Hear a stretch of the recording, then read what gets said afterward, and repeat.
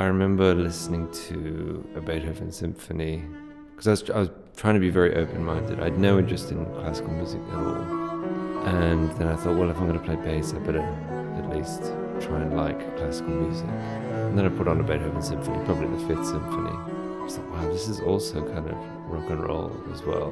What I really loved with Berlin Phil from the beginning, it felt like a kind of refuge for musicians who play that way in orchestra, who feel the same way as I kind of always felt in orchestra.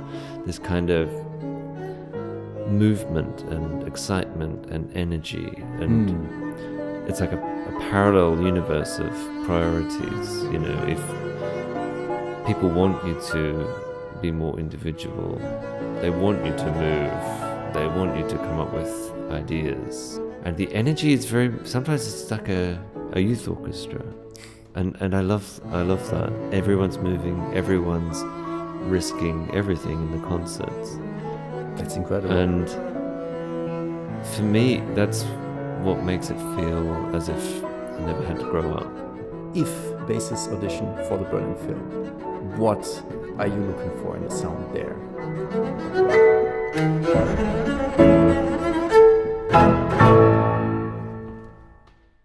Thank you for taking the time to do this. I know you are very busy, but now you have some free time and you still take the time for this. That's really cool. And yeah, especially since most people I do podcasts with, I know them. They're like good friends and we barely know each other, and you were so friendly always when you responded to the emails, and you were open to doing this. So I really appreciate it. Yeah, thanks for having me. What I want to ask at the beginning is always interesting for me. How did you start with music, with bass, but overall with music? How did that happen, especially back in Australia? When I was very young, I played violin, like Suzuki class, maybe a year or two. Yeah. And then we moved around a lot, and I didn't have a violin teacher. And then in 7th grade, when I was 12, 13, my parents signed me up for violin again, and I did it. I never practiced. I didn't really like violin, and it didn't like me either. But I was in this little violin class at lunchtimes, and they had violin 1, violin 2, violin 3. And the violin teacher put me and this other guy in the 3rd violins. She said, we need the strongest players in 3rd violins. And then I thought, look, we know what the situation is. Anyway, this guy in 3rd violins was playing a bass line on his violin. Dun, dun, dun, dun, dun, dun, dun, dun, dun. I said, what's that? That's really cool. That's much better than Caterpillar, whatever we'd been playing. And he said, it's a bass line. Then he showed me one of the music rooms a couple of doors away, this double bass and his bass guitar. So he was besides violin, he was playing this stuff, and I was like, wow, I want to play that. But I must have been about 15 by then. And so I spoke to my parents, and they said, if you want to play bass guitar, you have to play double bass. So I said, okay, that's cool, I'll play both. I really wanted to play bass guitar at the beginning. Yeah. And be in rock bands. And sorry that didn't work out for you. And then I practiced over summer a lot on both instruments, reading magazines and books. Right. You were not so your goal was not classical, it was more like... No, I wanted to play jazz and rock. Nice. And I started off playing everything. So as soon as I had a bass, literally I was in a big band, a rock band, orchestra. It just happened immediately that I was playing in groups, different sorts.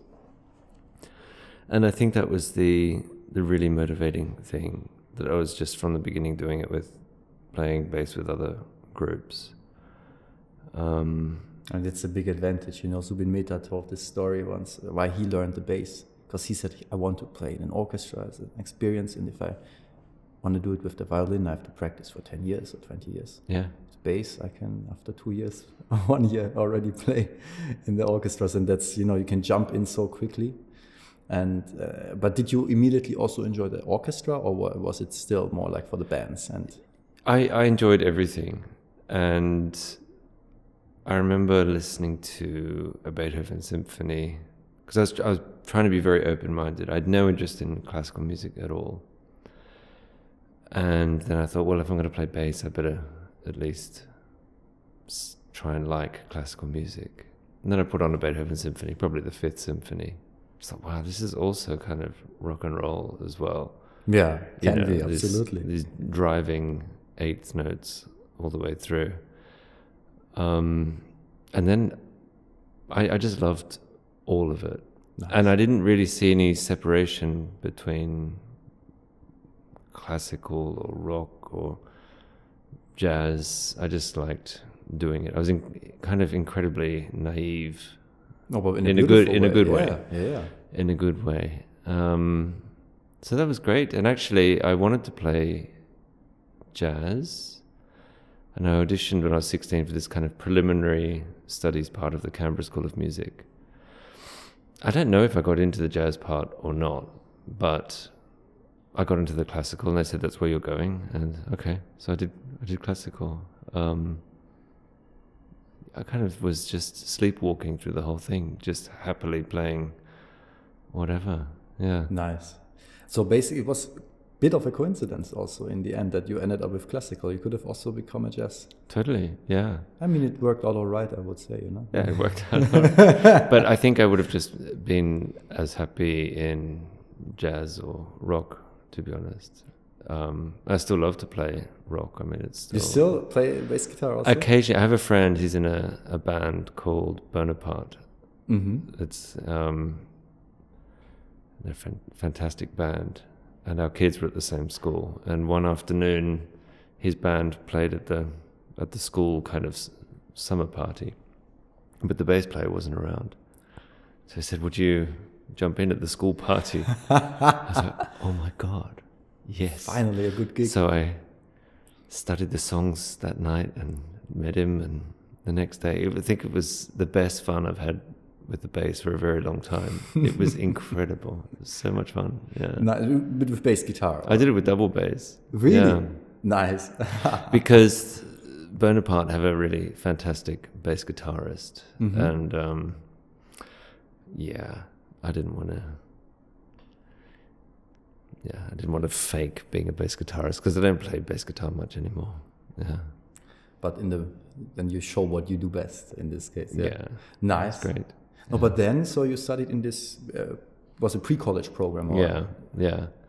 That was great. That was great. We did lots of orchestras, string ensembles, lessons with one of Australia's foremost double bass players, Max McBride. Nice. So straight away, I had this incredible teacher from the beginning. And yeah, it was a kind of deep, full immersion. And actually, after a couple of years, it was by the end of school, I was like, oh my God, do I even really want to do this? It had just happened so quickly. And I nearly decided not to. I had a couple of days where I was thinking, well, actually, this was never my idea. Just happened. But I'm very glad. Yeah. Yeah, that's often to many people that I talk. Sometimes you just kind of ride a wave, and this is the same with me. I basically got motivated to play the bass, to really practice when I was like 13, 14, when I saw like YouTube videos of great bassists. Actually, I hadn't planned to become a bassist at that point. I just thought, oh wow, this is Bottesini pieces. Oh, that's so cool. I wanna be able to do that. And then naturally, I thought at some point, why not try to do some competitions? Yeah. And then it was still in high school back at the time, and I just did it, and it worked. And now I'm happy. It's nice if you just openly follow something as far as you can without even wondering what you're doing it for. Yeah, or without this, it has to be like, no, you just see where it leads. I think that often is this openness that can lead to the nicest places. So you went there, was it like parallel to high school? Or? Yeah. And then for studying, you went to Sydney, right? Then I went to Canberra School of Music for the bachelor program for a couple of years. And after 2 years, I changed to Sydney.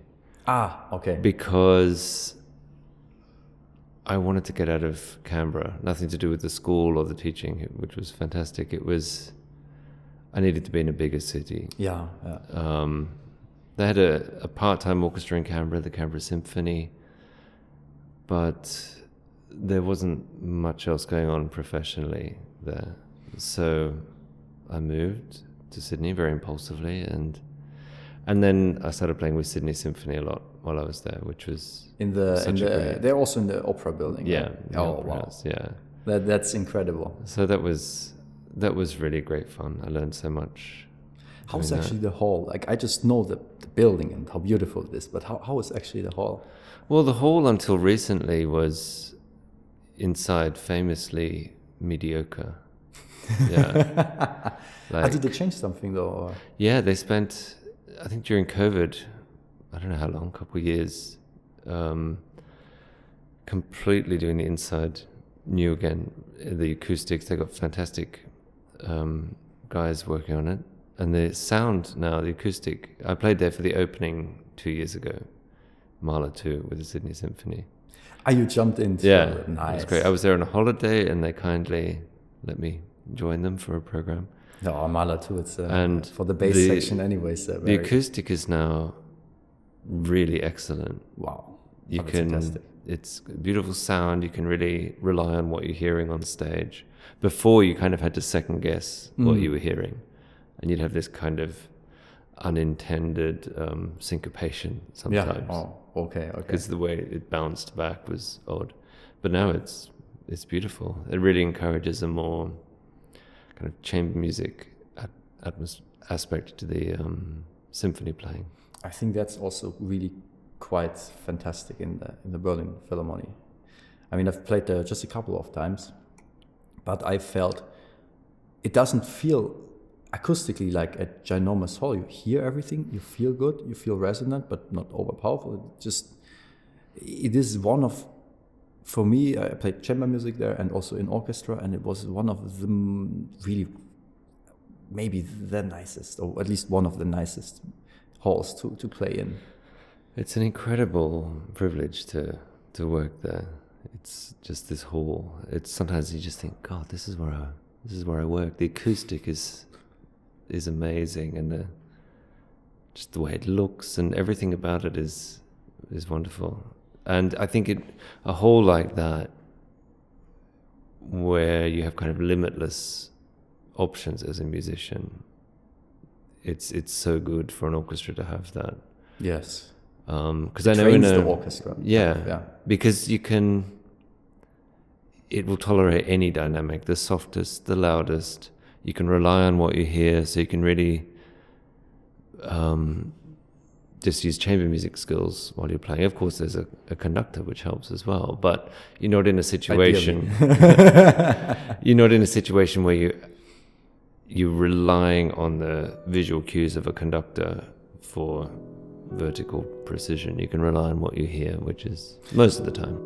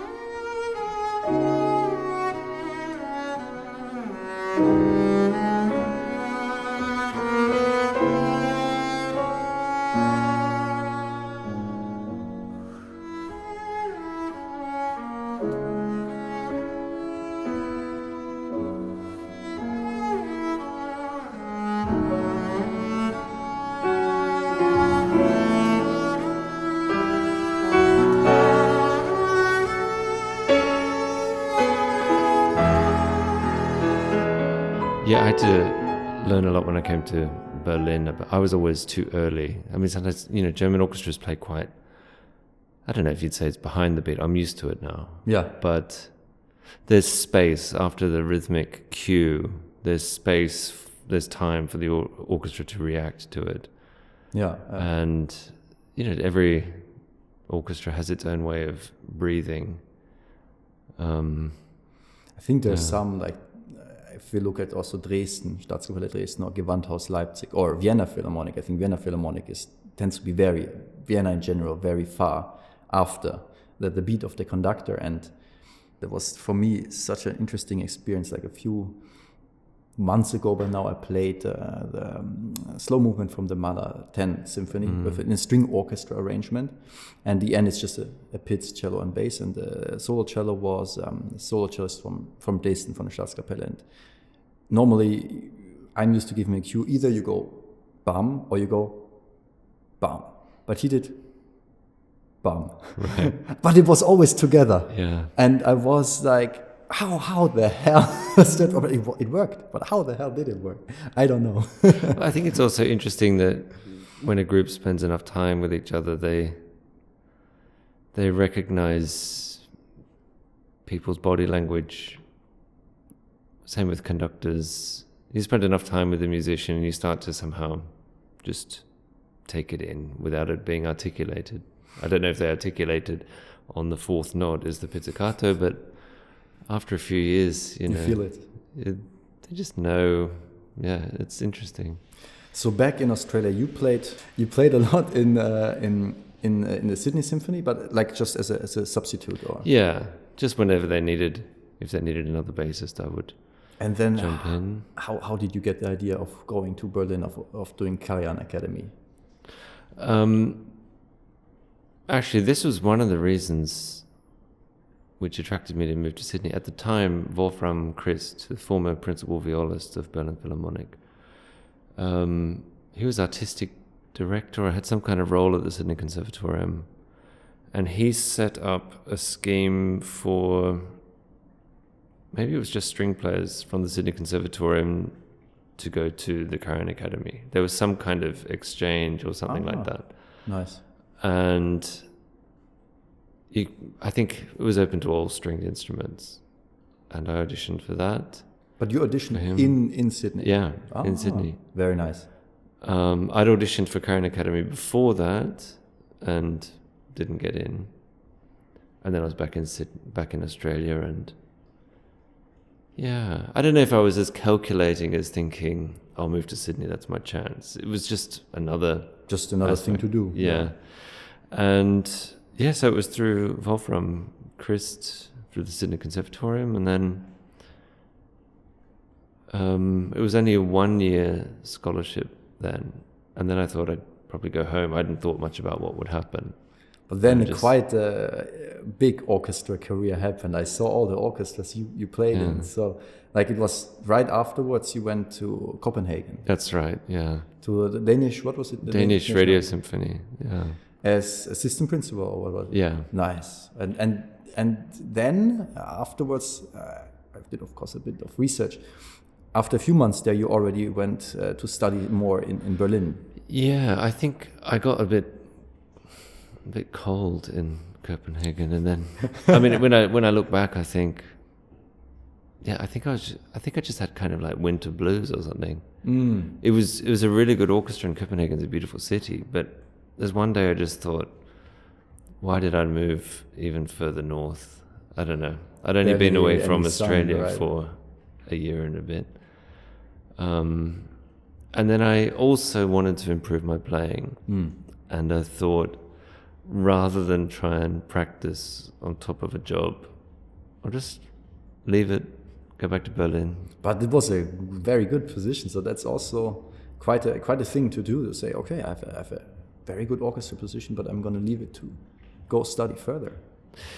Yeah, it was kind of impulsive, I was 23, I think.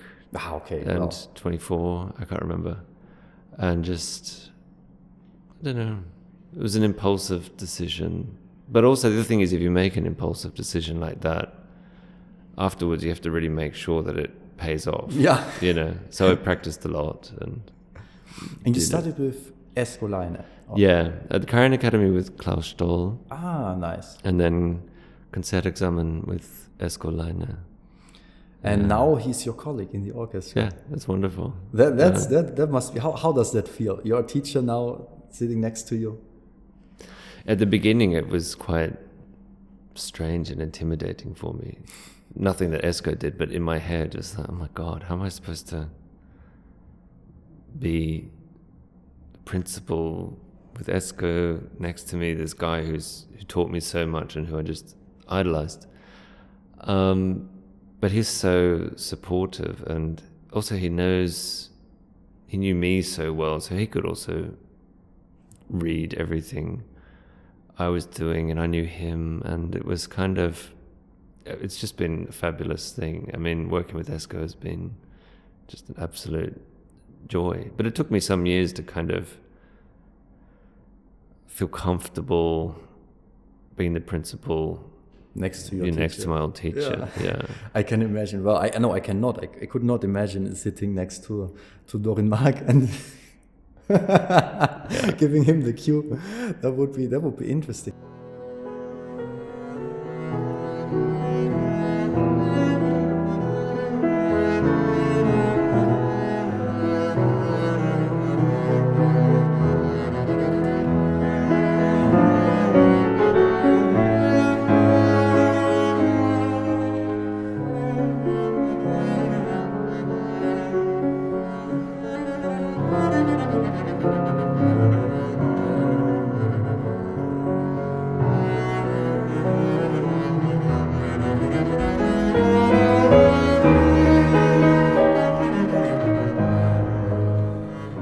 You did the Concertexamen, or what was it called? Yeah. And then during that, you started doing more auditions for the other orchestras in Berlin?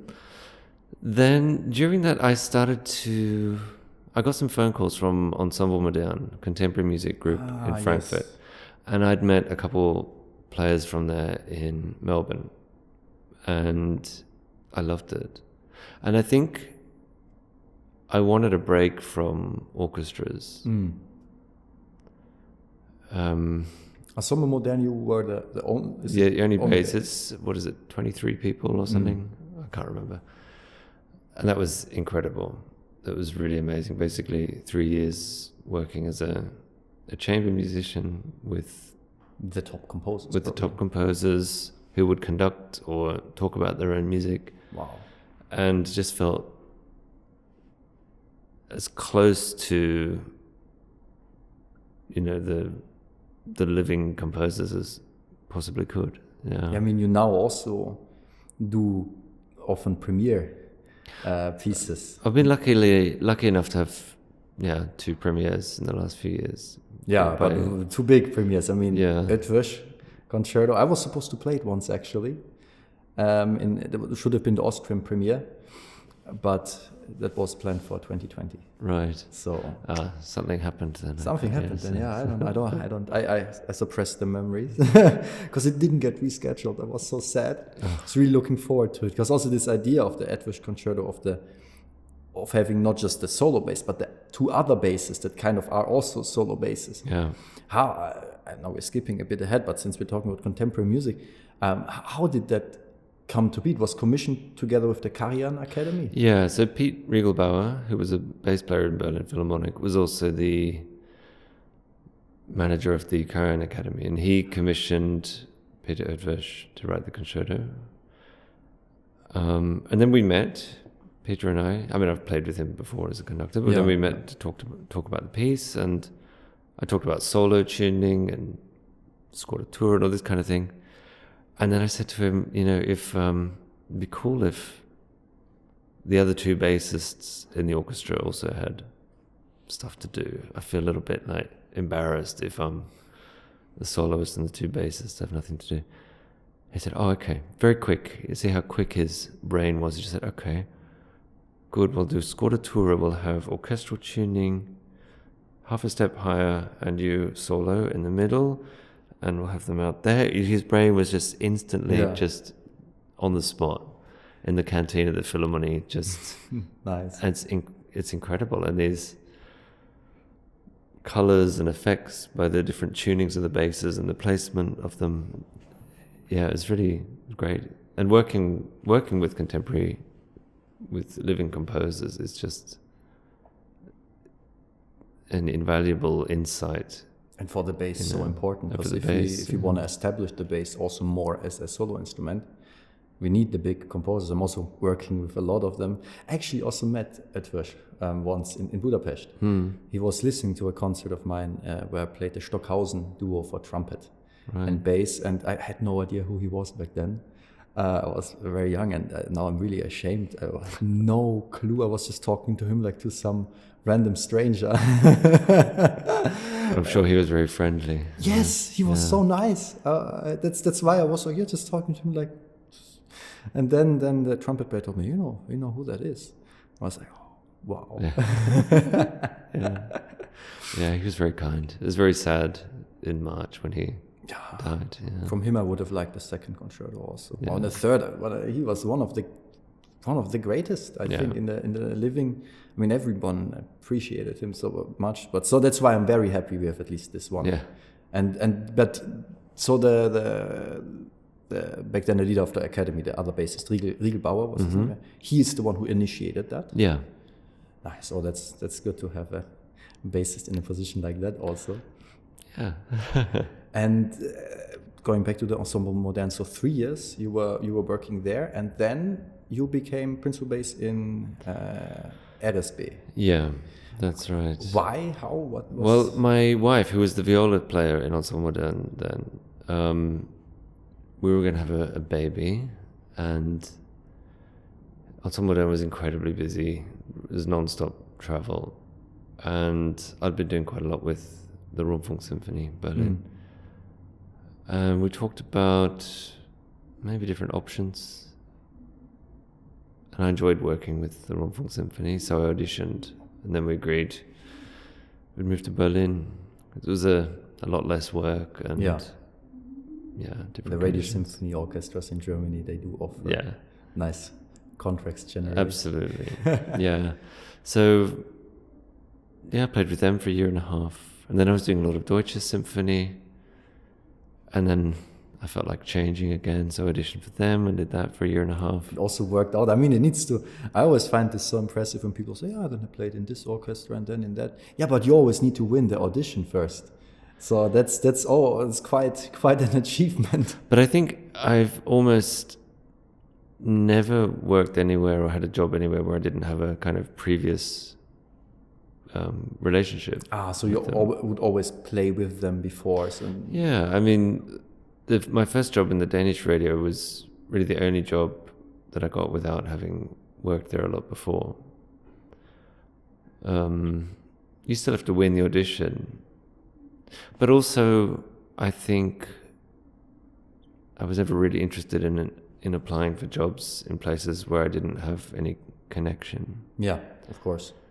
So, I don't know, maybe I was afraid or something, but I really only auditioned for places after I'd already worked there a bit.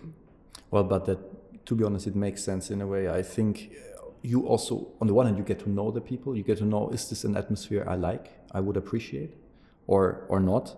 Also, do they appreciate me? Do they like working with me? I mean, now I'm mainly doing chamber music and solo concertos. But when I think about who I play with in chamber music, sometimes I do with new constellations. But whenever I get to pick the people, I do appreciate if I can play with people that I know that I like to play with, not just musically, but also as human beings. So if you go into an orchestra, you know this section, you know the people, you know that you can have a good time together, then I think that makes such a ginormous difference. Absolutely. And I think, you see more and more as musicians get older, basically they play with their friends, Yeah. The great conductors and pianists, they're kind of, because playing music with your friends is one of the best things you can do. And it is, I often think, sometimes I work a lot, like besides the teaching, then I play like this year, I think 80, 90 concerts, something like that. And so there is not much besides that.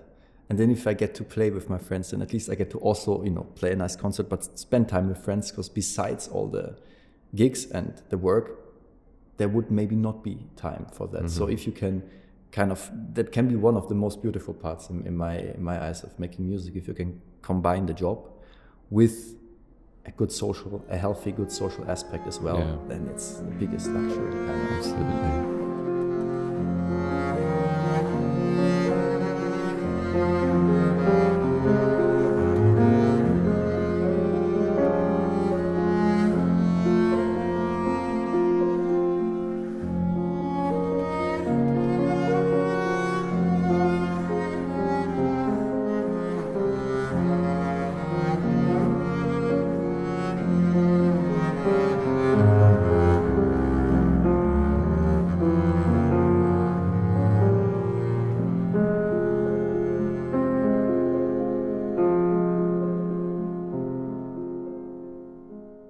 So I have to drink some water. I did a lot of karaoke last night. So Really? What did you sing? What kind of songs? Creep. Yeah. Nice. Dirty Old Town. I can't remember. There were so many songs. After a while, it kind of escalated. And nice. Yeah, it was good fun.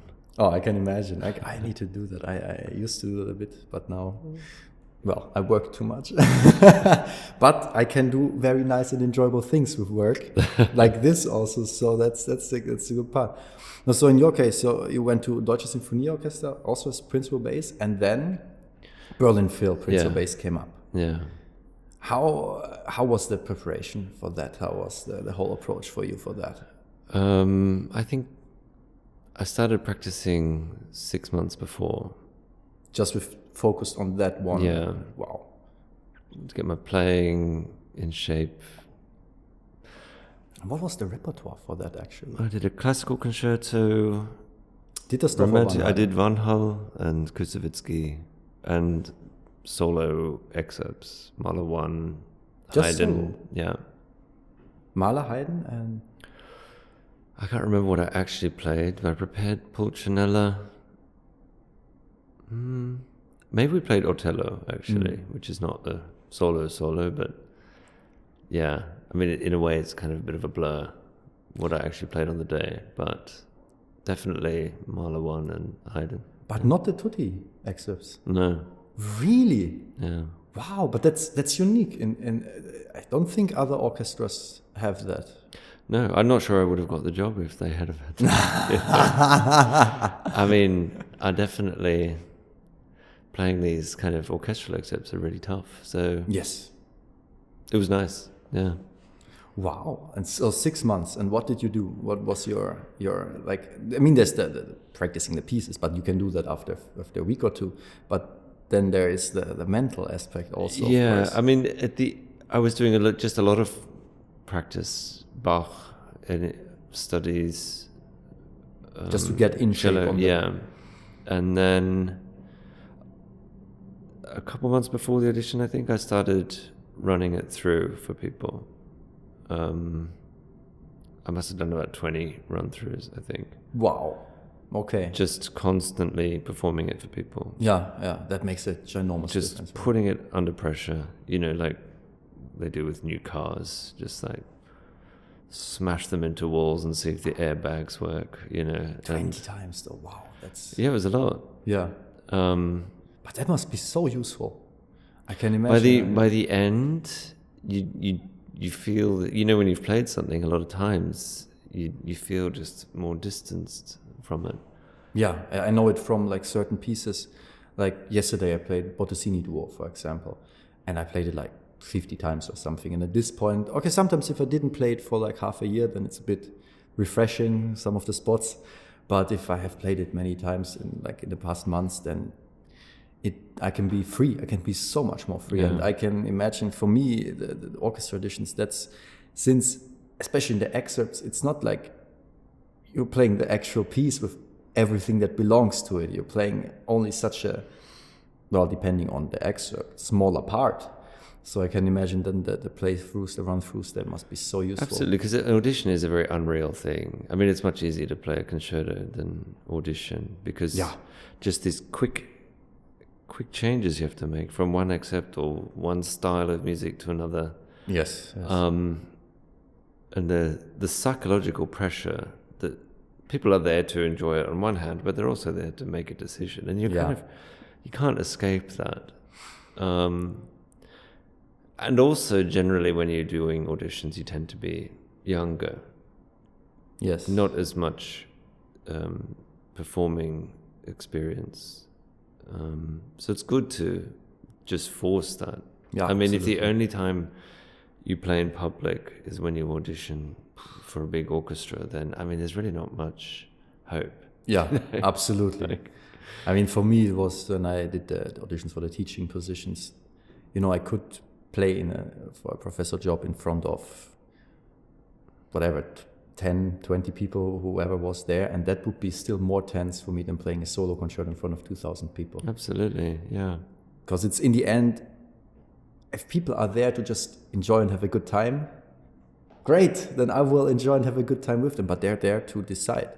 And then also the fact that for good jobs, there will be many great people. And then then the nerves start going crazy in the head. And then for me, it was always like, wow. Also the physical aspect, I would get so much more tense.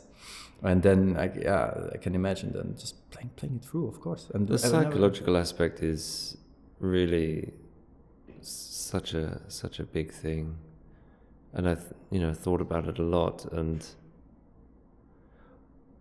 I needed the experience of playing it through many, many times to know what to do in emergencies. Yeah. So that you're prepared for any situation. And how was it for you in the moment? I mean, it's for like, it's difficult to say, but definitely Berlin Phil Bass Group is one of the, if not the strongest well, at least, the strongest is subjective in the end, but it is an insanely good bass group. And in the end, it worked out, the audition. Do you remember still some of the feelings of doing the audition, or? When I look back, I felt like I was flying. I felt so happy to finally play it in the hall, and when I look back, and I'm above. When I look back in my mind's eye, I'm watching me. So I had this sense of objectivity and flying. It was really good fun. The last round with the excerpts, that's more scary because you got these little things to play, and I didn't feel as flying in that round. But the other two rounds, I look back and I think it all there were no major accidents, and I felt good on stage. Wow. And I really do think it was just because of the endless playthroughs. Yeah. It's a good thing. It's something I will tell my students from now on. I mean, sometimes students, they say, well, yeah, what happened? I got nervous. It's like, well, that's really life. Like, you shouldn't be surprised you get nervous. You should be preparing, knowing you'll be nervous. It's crazy. But you practice different when you know, okay, I might be nervous, and when you know how that feels. Yeah. Especially with the piece, right? Then okay, at this spot, if I'm nervous, this will be the issue. Yeah. So I can prepare for that. Yeah. That was always, I think that's why the playthroughs are so important, or just playing pieces often in concerts.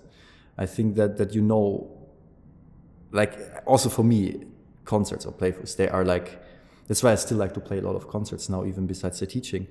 They're like the best bullshit filter, kind of. Because there's one thing, ideas that make sense when you talk about them and when you practice, but what works when it counts. Absolutely. I mean, I always have alternative bowings, and now I don't really write bowings in, because if I see the bowings, I feel a little bit locked into them. But in the orchestra, you have to. In the orchestra, you have to. Yeah. And I could be doing that better. But for my own solo stuff, I rarely write bowings, because if I don't do the bowing, I feel like I've done a mistake. Ah, yes, of course. And I don't like that feeling that you've made a mistake for something you imposed upon yourself. Like, no one cares which bowing you do. And so if you feel this panic, like, oh my God, I've used 2 bows instead of 1 here. So I practice, and that you only learn that from the run-throughs, where it's going to be enough bow and where not. Inevitably, I use much more bow performing than in the practice room. Nice.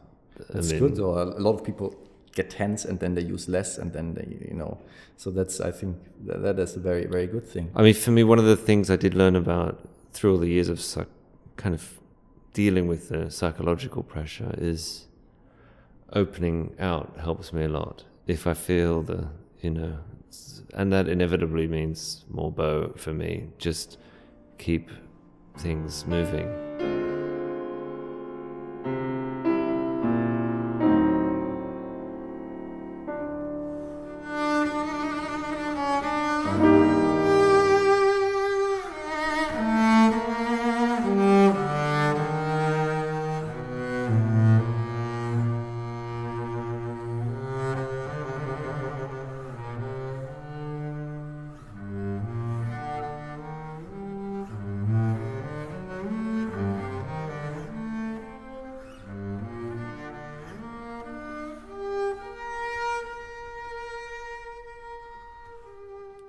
One thing that I want to talk to you about definitely is the playing style in Berlin Phil. We talked a bit about how you are with the conductor and stuff, but overall the orchestra, I mean, has a certain identity, a certain energy, especially live. And then there's also all the specific things about the bass section, the instruments they play, the staccato they play.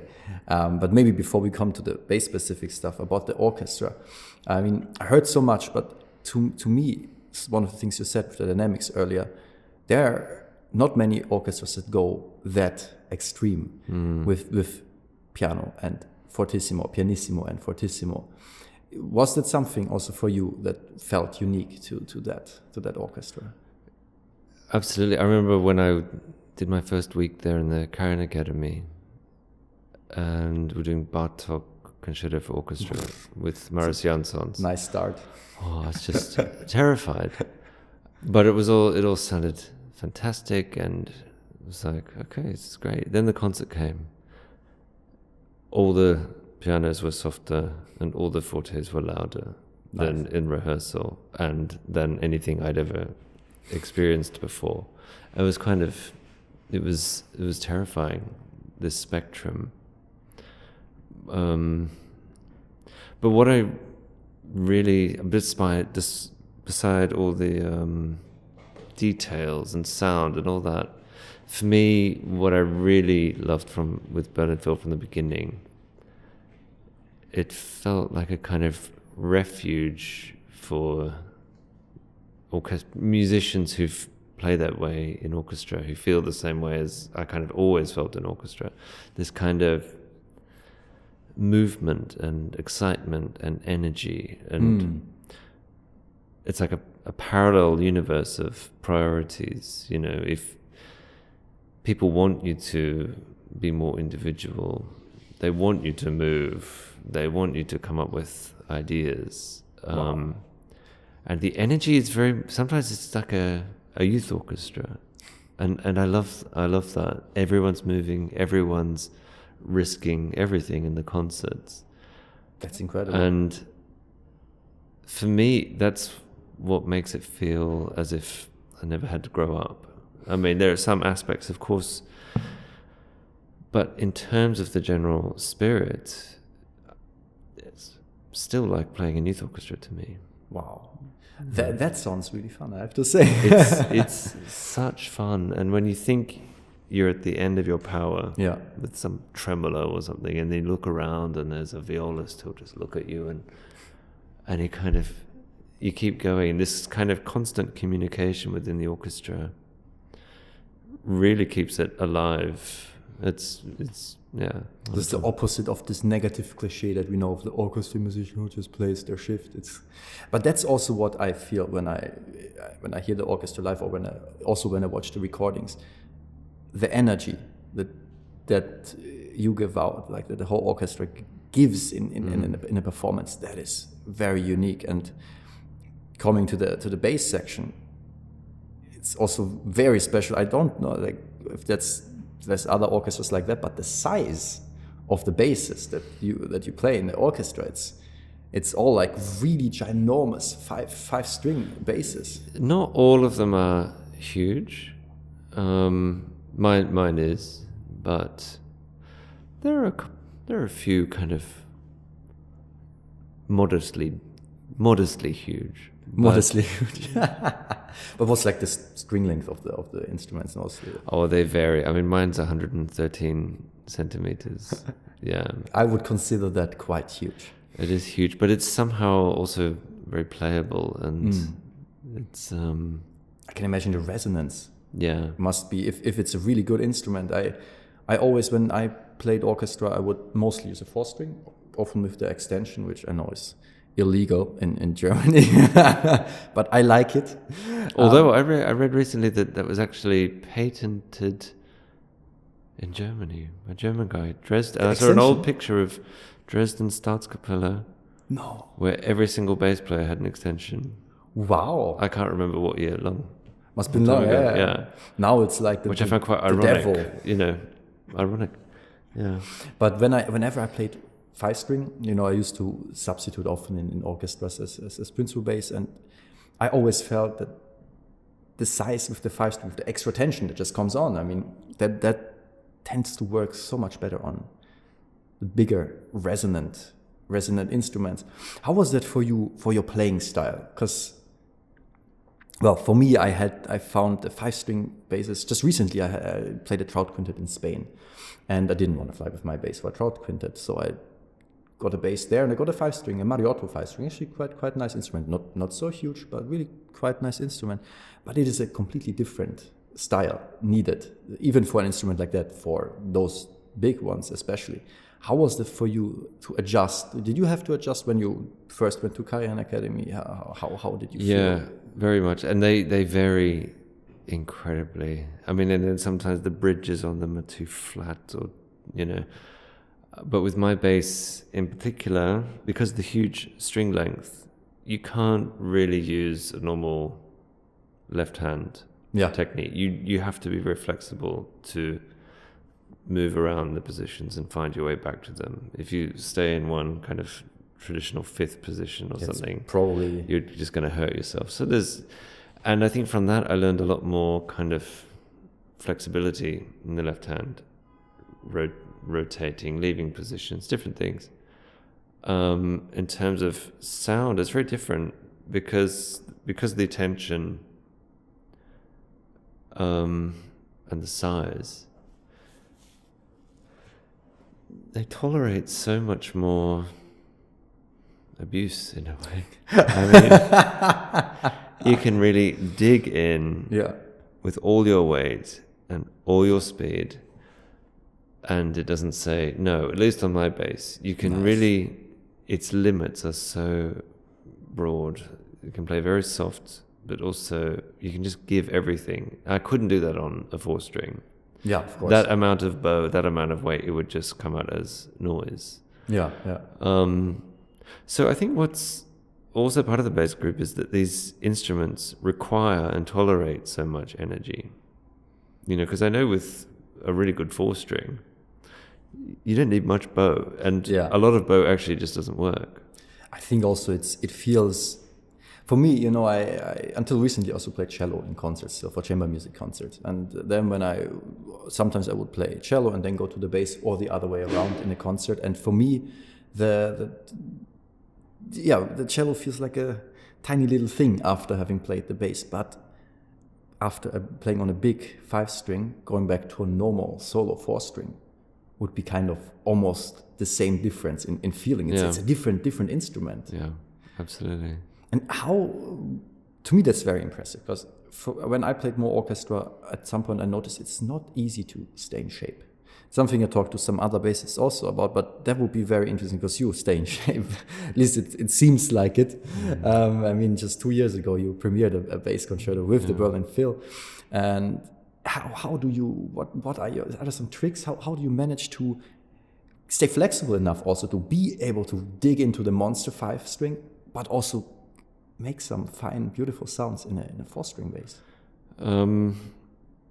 I kind of work like a brass player in a way. So most of my practice is scales and exercises, some studies.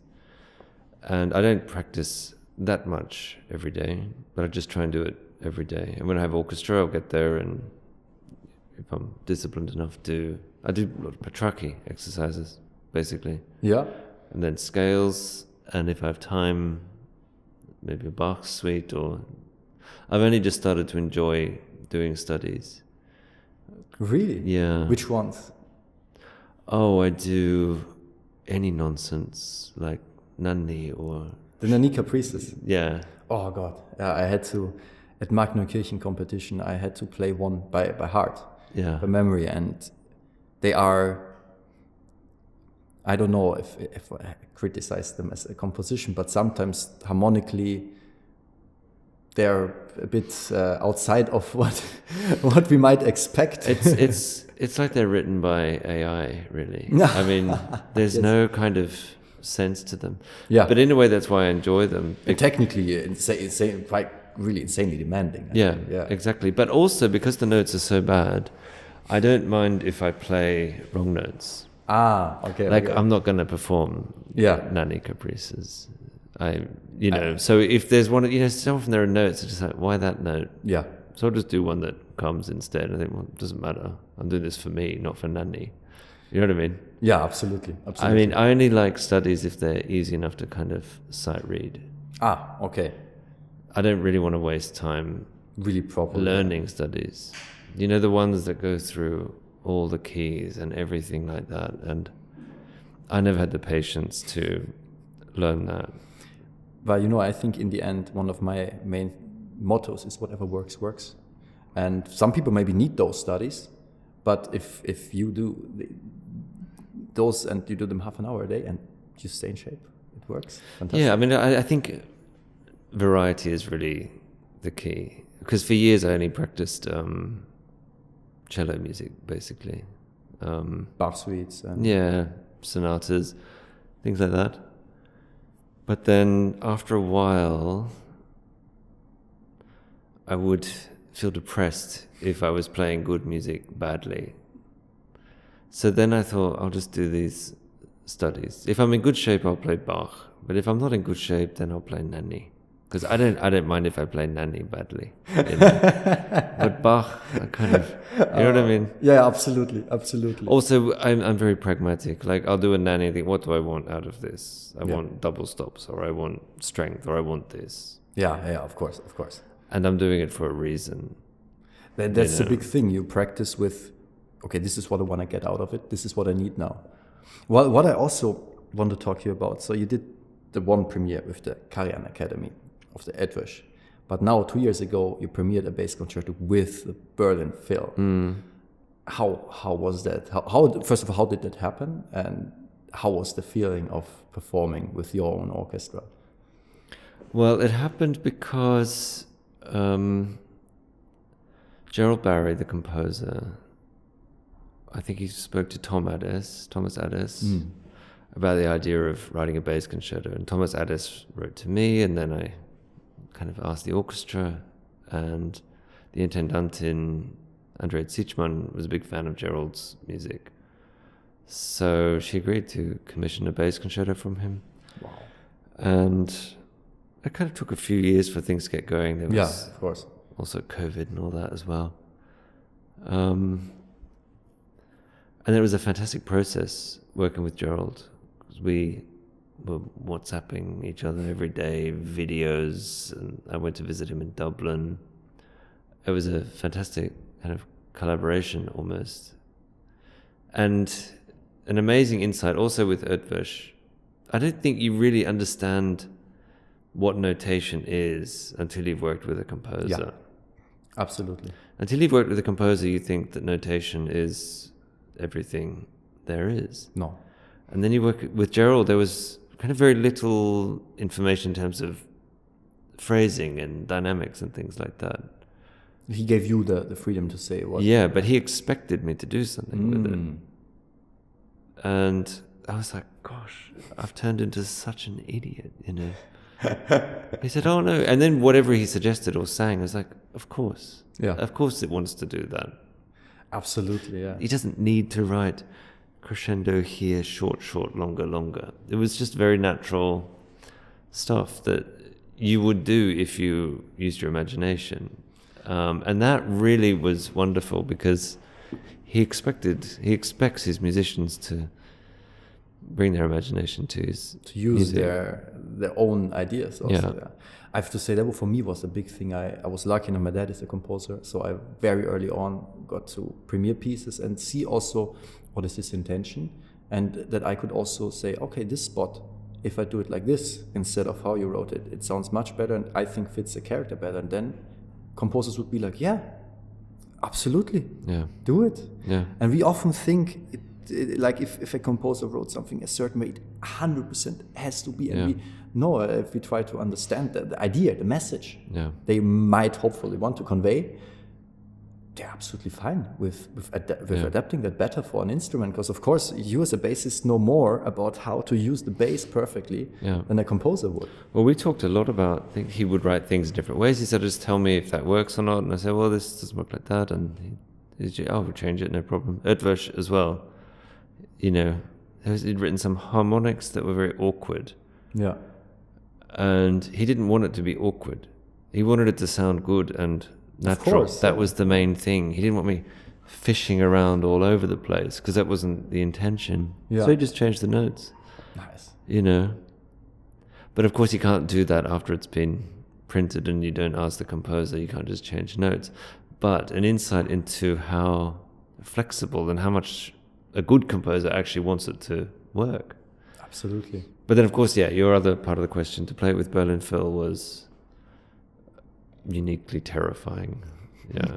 It's a very strange situation because you're at home, but also with musicians you admire so much. Yeah. It felt very supported, but at the same time terrified. Yeah. Yeah, you want to also show to your colleagues, hey, I can. Yeah, you don't want to let them down. They've invested in you this time and money and opportunity, and you just want to live up to it. Yeah. And I heard, unfortunately, I was just a week before I was actually in Berlin, but then I had other gigs and I couldn't be at the concerts. But I heard it was very big orchestra. So it was one of the orchestras where the bass would also be a bit amplified. I had to be amplified. The score is very big, and then since then he's reduced it a little bit. Yeah. But Gerald also found this struggle very appealing. So that's also an interesting. Like he thinks very theatrically. He's written wonderful operas. And I said, "Oh no, I want to see the struggle of the instrument. I don't even care if I hear you or not, but just somehow the struggle of, So he kind of thinks in a different way. But I think that makes the bass very interesting for contemporary music because there's on the one hand a big universe of sounds to explore that many people don't know yet. So that's very fascinating. But also the physical and visual aspect that it can add, especially in contemporary music. Especially if you go outside of the beautiful, normal tonality, it has so much to offer. Yeah, absolutely. I mean, for anyone who's ever traveled gone through an airport or train station with a double bass and seen the looks in people's eyes, even before you play a note. Yeah. It's kind of an event, just this instrument being in the room with someone. Absolutely. And for you, solo playing, did you always do that beside the orchestra? Did this come more over the last years? How was that for you, as a priority, besides playing in the orchestra? I think it became more of a priority after I'd passed the trial in Berlin Philharmonic. I was always practicing solo stuff. I'd done the soloist's diploma, the Hans Eisler and all this stuff. But I was in no great pressure I felt no great pressure to go out and do it. Yeah, but in the orchestra world, you had reached one of the highest goals one can reach. Yeah, so I guess it had been such a busy few years going from job to job and having kids and all that stuff. And then I think I used to watch I'd watch YouTube videos, and then I had this kind of guilty feeling if I didn't like how someone played. And I thought, well, you can't sit there and not, just feel negative about someone's playing when you're just sitting there in your lounge room, not doing it yourself. I thought it has to be a fair playing field. If I'm going to really be part of this, I have to do my own. So I think I did a recital and I'll just record it and This is the one in the Chamber Music Hall in Berlin, Yeah. with Hindemith and Yeah. Alan Mendelssohn, and of course I watched it many times. And, because YouTube is amazing, and I just thought, I also want to be part of, mostly I'm on YouTube to enjoy people's playing. But the feeling, sometimes you see something, what's that about? And I think, well, I can't do that. Yeah. Just sit there and not have my own recording on there and criticize someone else. So I put myself out there for criticism as well. No, but I think to me this whole, social media has good aspects and a lot of negative aspects as well. But this part, that especially on an instrument like the bass, because I think, it's not like in every major city you have a bass solo, concerto or recital every week. No, not at all. Like Exactly. you have it once a year, or now once a year, now that many people come. But when I grew up in Vienna, we had like once a decade maybe a bass recital or something. And without social media, I would not have known what is out there, and I would have not been able to experience that, and I would not have probably become a bassist, to be honest. Like my main motivation came from the online world. Yeah. So I think it is so useful also for people to then see, okay, how does the principal bass of Berlin Phil play?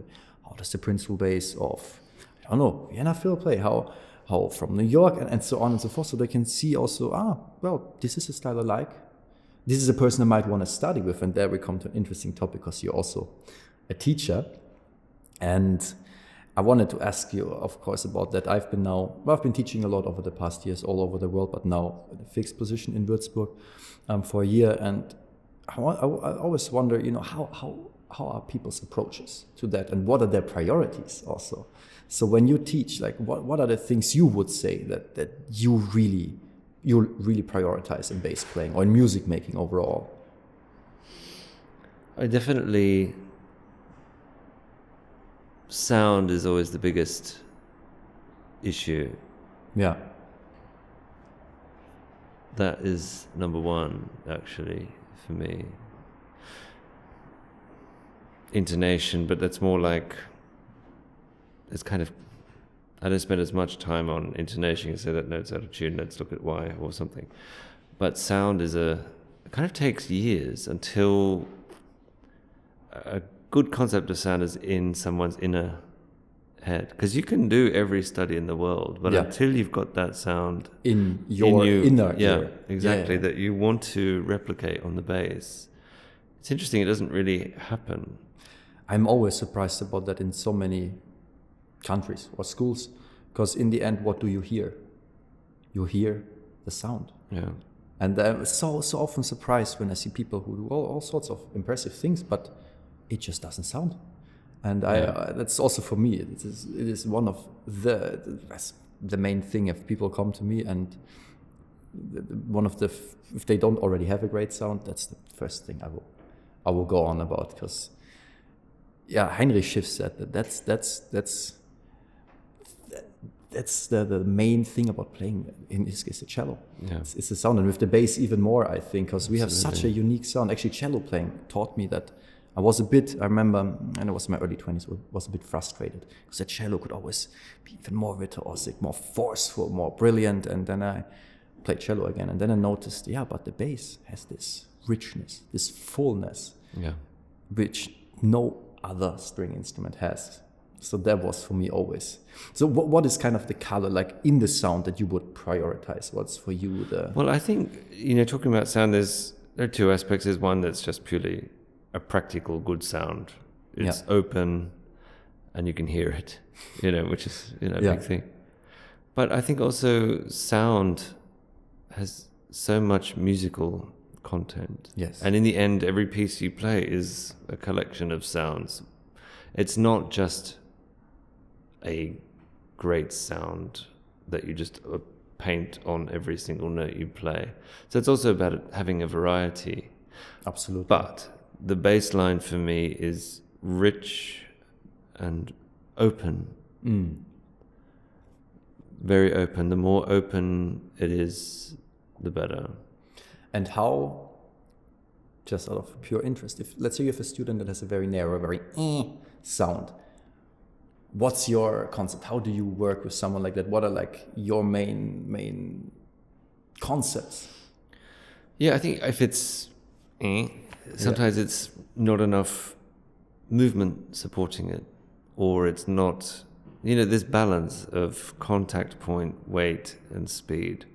Finding that balance, because it's incredible. The cause of the sound being might actually be the cause for a great sound in combination with other the things. right speed, or the contact point just isn't right. It's incredible. You see someone making a bad sound in the upper register and they just need to go close to the bridge and use a bit more bow. I don't know, there are often very practical solutions to this stuff. Just very often just not playing close enough to the bridge in the high register is That's one of the things I always annoy my students with. The bridge is your friend. I always say. Yeah. But for me, I like to just see how much more you can get out. Yeah. The overtones, the openness, the width, the openness of sound. Also, yeah. And I love to almost like sitting by a fire, kind of just play a note and just hear it crackle. Hear the changes of overtones, changes in just volume. Yeah. And then adapting that to the different styles also. I think that is very, very interesting for me, because obviously a forte in Brahms, be it a sonata or even orchestra, compared to like some Mozart. In the end, this certain flexibility is also so fascinating, and to accomplish that also. So, I think, you have to be a little bit of a chameleon. Yeah. Think about sound. Whilst I love big, fat, loud, juicy sound, when you're playing Bach Gamba Sonata, what I want there is a slightly thinner, more open, crystalline gamba sound. And so you have to have this repertoire of sounds so that for different music you can make different sounds. So you're not just, good, I've got my big fat sound, I'm going to take it everywhere with me. No, it's, Absolutely. One thing, this is a bit bass nerdy for all the non-bassists, but the bassists, they're going to appreciate me asking this. If bassists audition for the Berlin Phil, what are you looking for in the sound there? Well, I mean, talking about sound is like dancing about architecture or whatever it is, it's got to be big. Yeah. It's got to be clear. Clear also. Yeah. That's it can't be crushed. When I first came to Berlin Phil for the Karajan Academy, I remember people talking about using too much pressure. Mm-hmm. And it took me a while to understand what that meant. That, you kind of probably just in the wrong contact point or too much weight, but that you're stopping the string from moving freely. I mean, my rule is just, can you see the string moving widely? Yeah. That's really important. And that's where the volume really comes from. That's a thing that I've noticed a lot. It's one thing using the weight flexibly, but then it's a matter of which fingers do you use. It's very bass nerdy. I'm sorry for all the non-bassists, but that would be interesting for me to hear what you think about that. Because I think this is theory, but when I do it, it seems to change drastically how it sounds. And when I do it with my students as well, if you go more with the thumb or whatever finger is on top of the bow, in Viennese bow grip's the first, but normally it's the thumb. If you use that as the main way to make the sound, then it tends to be more focused. If you use more the first and second finger from the side and less the pressure or weight from the top, then you get this more round sound. And when I look at your recordings, it's a lot with these fingers from the side. And it's something I realized mainly also with the cello. Some people, like from the cello, you don't really press so much from the top. Most comes from contact from the side. And the people who don't have the hand like crack to one side too much, who have a flexible bow grip on the cello, which again, much more comes from the side, they have the nicest, roundest sound often. Is that something also you experimented a bit with? Yeah, I first started with a Viennese bow hold.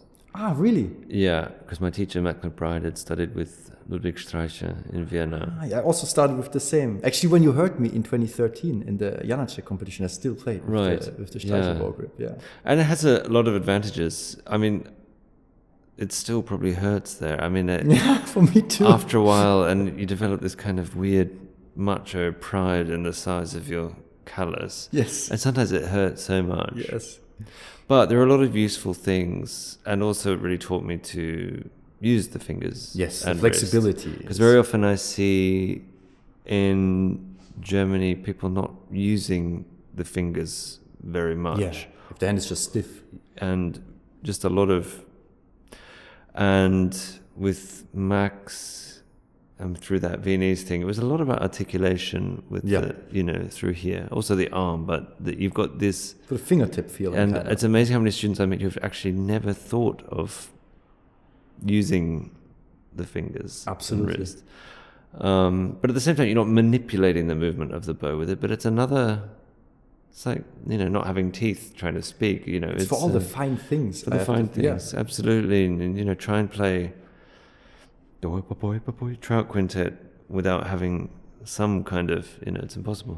I mean, if you look at the great cellists and violinists, if you tell me, just don't use your fingers for articulation, they would be like, what the hell? No, they're doing crazy stuff, yeah. But otherwise, and then I learned to use the thumb, have the thumb on top. Mm-hmm. And I think I contradict myself a lot because I tell the students like this, and then when I do it, it's great. But then when I'm actually playing, I don't know really what happens. I don't really think about it anymore. I try and keep the bow straight and in the right contact point. But once you're performing, I'm not thinking about that anymore. Yeah, of course. And then it did shock me recently. A student said, "Oh yeah, I noticed your thumb is more there than." And I looked, oh God, it is. So like completely contradicted what I'm always teaching. But I do believe in being flexible with the bow hold anyway. And I will change it a lot depending on what I'm playing. Yeah, me too, just actually. Just instinctively, there are some things you just want a different weight somewhere, or, In the end, I think that's what you said also at the beginning. It's you also a training of the inner ear. If you know what you want, and if you give the body the flexibility, and if you build up, I call it always like the tool shed kind of. You need a certain amount of tools. And then when you play, you put the tools on the side and you play and you use them, but you don't work on the tools anymore. You only use them. So, because that's a big thing when there's so many people, and that's when they don't feel free. When you play a concerto and you only think about the technique, what do I do with my thumb while I play? No, when you play, it has to be, in the end, it has to be music. But on the other hand, we need to learn the tools to use so we can make the music also. Which I think is why it's also difficult when you're a student doing auditions, if you're in a major kind of phase of change. Yeah. And your body hasn't quite accepted it, like a new implant somewhere. It's still kind of like getting used to this new information, and that can be very tricky. It's very hard. I find it very hard to change things.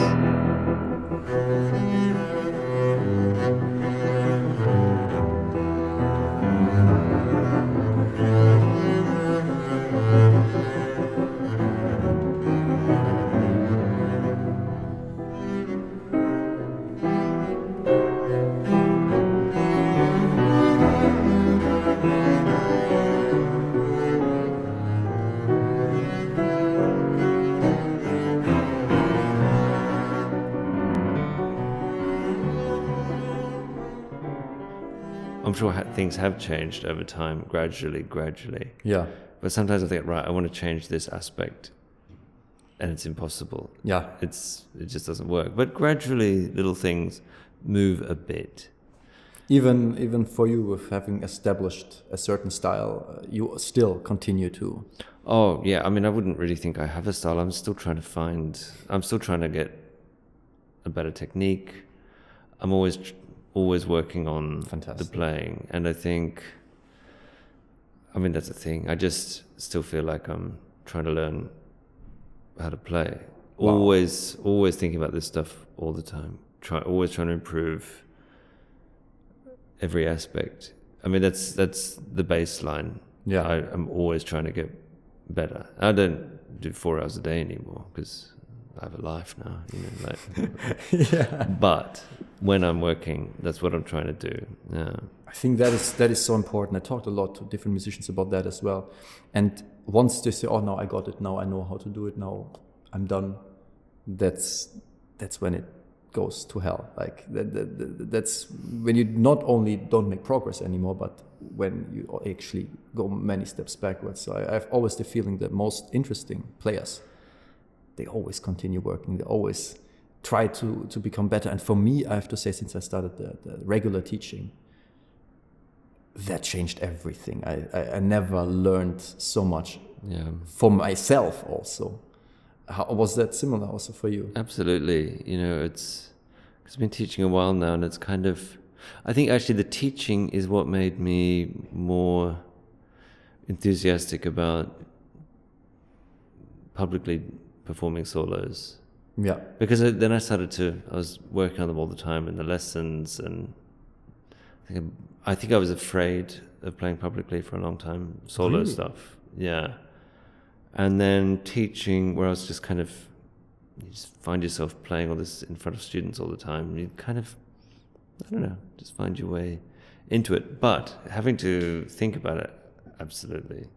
I mean, there's so much I did instinctively, and then you have to articulate what you mean. Yeah.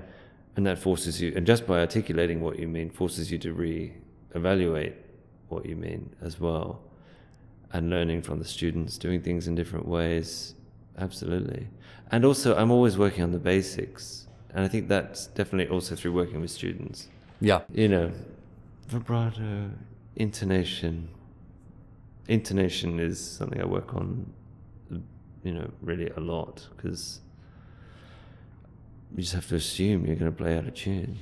For me, also intonation, I would say there's a spectrum. Let's say there's a D, and the D in D major is then at a completely different point than like in B minor.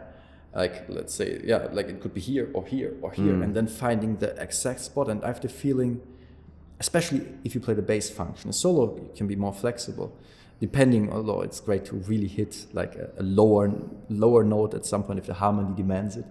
But I have the feeling, as the bass function, we really need to understand where exactly to place the note so that everything on top can build.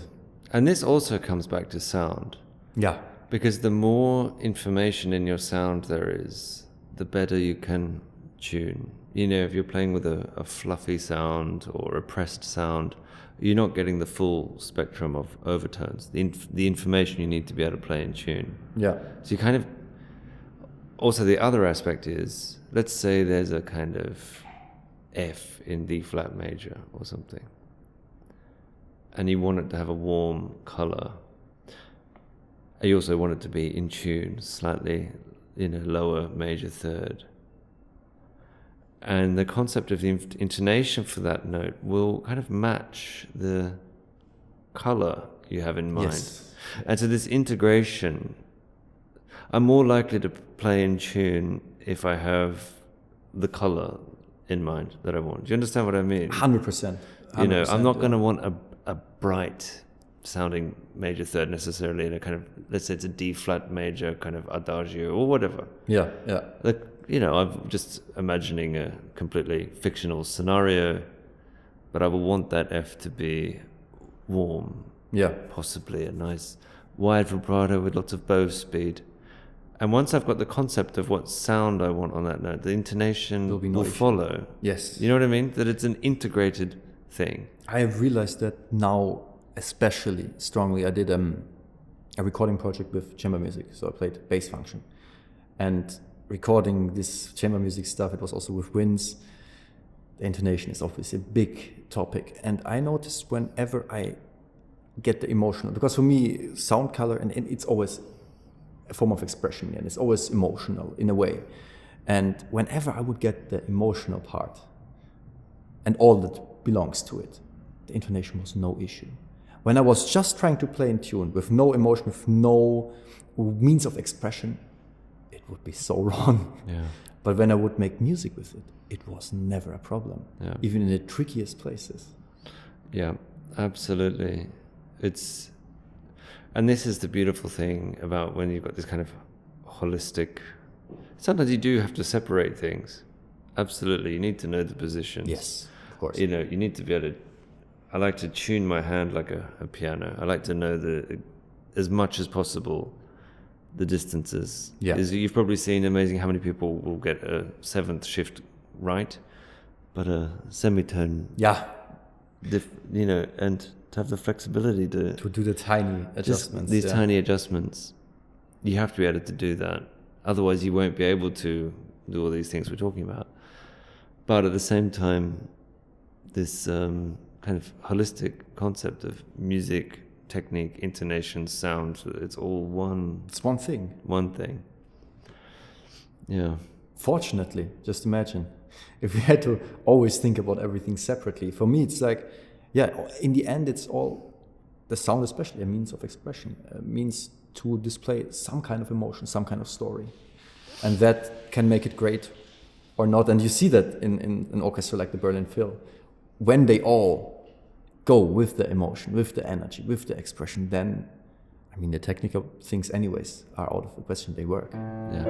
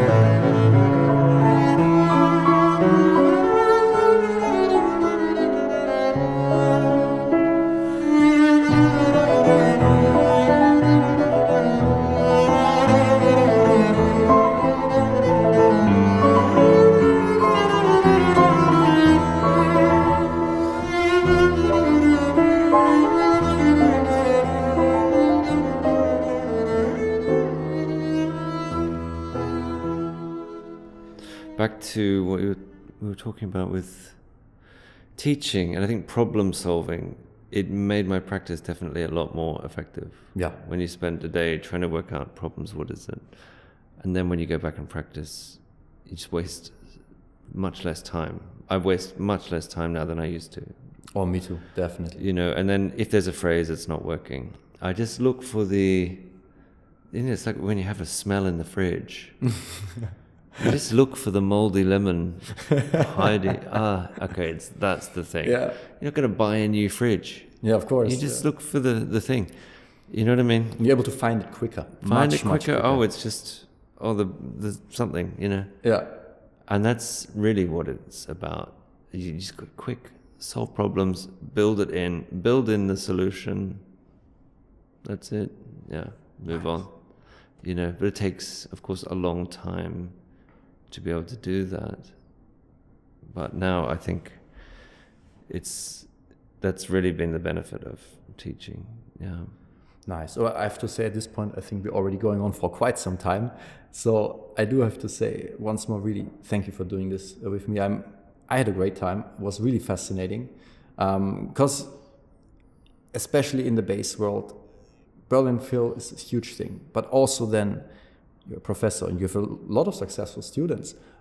But also, that's what interests me obviously a lot, is you do these solo performances. And you do them really damn well, which I think is, especially as an orchestra musician, even bigger accomplishment. So talking to you, getting to know your ideas, also getting to know you, to me, was a really, really great experience.